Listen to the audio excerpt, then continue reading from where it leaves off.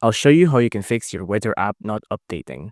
Now, you can see right now I'm on Washington, D.C., United States. It's about 10 degrees Celsius up there. It's mostly cloudy, feels like 5 degrees Celsius. It's pretty cold, right? And you can see if I scroll down, all of it is updated pretty good, right? I have the temperature, what it feels like, the cloud cover, the pressure, the map here. I also have some chart data here as well if you want to see that. And you can see everything here is pretty updated, right? There's even a couple of ads here as well on the weather app.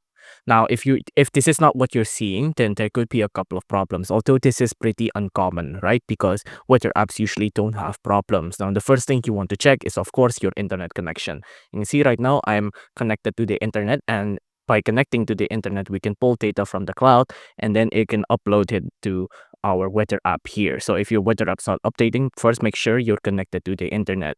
If that doesn't work, then of course this is a pretty uncommon problem. So there's no one specific solution, although I can offer you one broad solution. So first off, you want to go to the search bar up here, and then you want to type in add or remove programs.